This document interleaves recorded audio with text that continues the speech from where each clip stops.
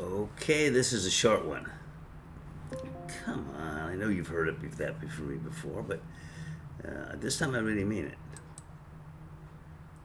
Yeah, as Judy says, it's hard to stop Ed from talking. She does have a point. So, this has to do with the ignorance of the American people, including myself, and it ain't our fault. So, just two examples that sort of just leapt to mind. First was our troops are attacked in Jordan. I grew up in the military. I know what it's like to have military bases and personnel all over the world, but usually we know what they are. Ramstein in Germany, the ones in Japan. We know about those. What I didn't know is apparently we have military installations all over the Middle East. I didn't know we had a military base in Jordan. Did you know that? No, you didn't know it. Come on, don't lie to me. I know you didn't know that because if I didn't know it, you certainly didn't know it. Because you get all your information from this podcast. I know you do. Don't pretend you don't. I know that's where you get your information. And when I don't have the information, how can you have the information? Who knows how many military installations we have? And they're not major bases, I don't think. But how many of them are there out there? Where are they? And what are they doing? And how much are they at risk? We don't know because no one tells us. The news never discusses this. Even now they're not discussing it. I just happened to think, what? When they were talking about this event, they said, yes, well, somebody said, yes, we have military installations all over the Middle East. I said, what? How come we're not hearing about that? We need to know these things if we're going to be making decisions as an informed populace, which is supposedly why we have public education. That turned out that great. Well, sometimes anyway. I don't want to digress, and then I'll be here forever, and you know how that goes. Shut up, Francois, stupid dog. So he always has to have some cutting comment or remark. I don't know why I bother feeding him, but I do because I love him. He's a lovable little guy, even though he's annoying as hell. Especially when he roots for Georgia. The Bulldogs. They want the Bulldogs. They're not Wolverines. You root for Wolverines, not Bulldogs. Which leads me to Taylor Swift. Well, we'll talk about that in another video. I'm not going to spoil this short little video to talk about the latest MAGA nonsense. But that's the one thing. The second thing was immigration. Now, I know far more about immigration than any of you watching, and don't tell me that I don't, because I practice, among other things. I specialize in federal litigation.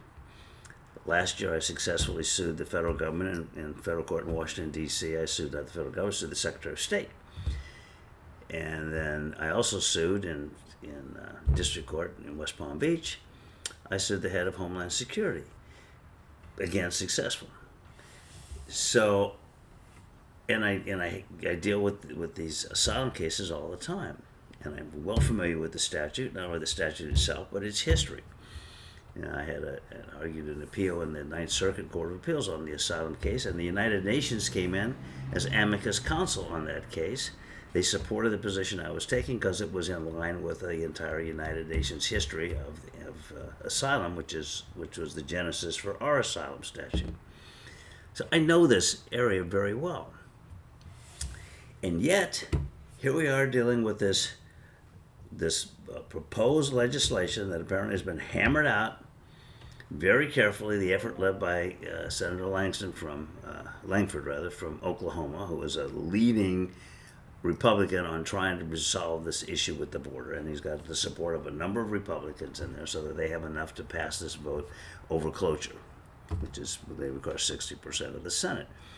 So that's a big deal. But we don't know what's in it. And the media is not covering it. There's some leakage. The only thing we really hear is that, well, they can allow 5,000 people a minute in there before Biden can shut down the border. That's not true. But these are the kinds of things that's what we hear. We're not getting any information about what else is in this proposed piece of legislation. If we're going to have an intelligent conversation about it, we have a right to know what's going on up there.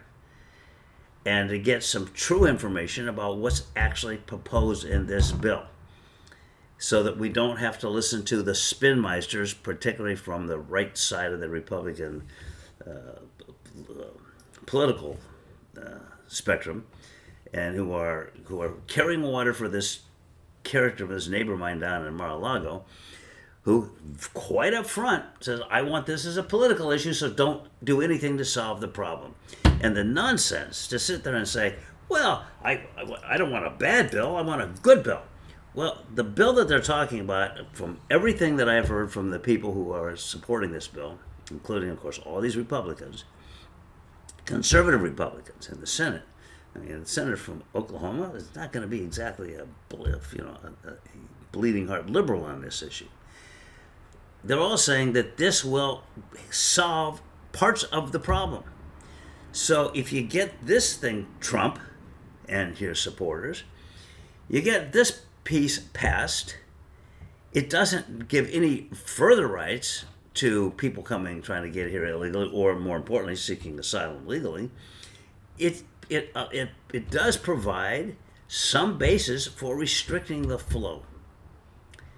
And if it's not enough, listen to me carefully. If you don't think this bill goes far enough, then after Trump gets in, and you have the Republican House, and you have the Republican Senate, then you can come back in and say, we want to further amend this bill, this law at that point in time, to amend this law to make it even stronger. So you can get this much now, and then try to get more later. You don't say, if you're honest, and of course Trump is not honest, Republicans generally are not honest, which is one of the reasons I dislike them so much. And I'm not talking about my beloved relatives. I'm not talking about my good friends. I'm talking about the Republican political class, which is Republican office holders, by and large, and the Republican National Committee and Fox News. That's what I'm talking about when I say the Republicans disgust me. Those people, not the rank and file, not the decent people. There's a lot of people who support the Republican Party who are not decent people, and you know who they are. But there are an awful lot who are. So I'm not including them, but I'm talking about the establishment of the Republican Party. And so these people rather demagogue this issue. Hopefully, this problem gets so much worse that Trump will be swept into office. And incidentally, I don't believe those polls that say that Trump is defeating Biden when all these people either hate his guts, independent. He's losing. He can't get an independent to vote for him.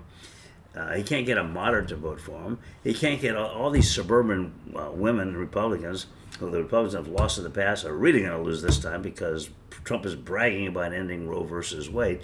He's going to get clobbered. I don't care what these stupid polls say right now. They're always wrong. Today they're always wrong because of cell phones. And I did another podcast on that before. But the bottom line is, we don't know what's going on in terms of immigration and the immigration laws. They don't even discuss my pet peeve, which is that you're required to come to the United States to seek asylum. That's why we have these long lines at the border.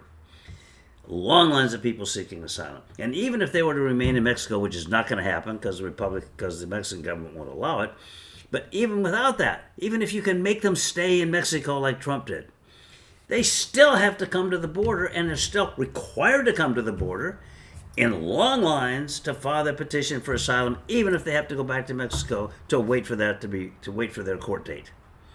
They're still going to show up. We're still going to have the long lines. They're still tying up our border people who should not be there processing these applications. And that's one thing about this law that I've heard, with which I strongly disagree, which is they want more money for more border agents to more rapidly process these applications. They shouldn't be processing these applications at the border. I'm just going to say that one more time, and I want you to please write to your congressman. They should not be processing these applications at the border. Change the law, prohibit them from coming to the United States except for exceptional circumstances, and require them to make application in their own country at a U.S. embassy, or if they're in Cuba, to the U.S. embassy in a neighboring country. That's what they need to do first of all. And no one's talking about that. Why? I'm talking about it.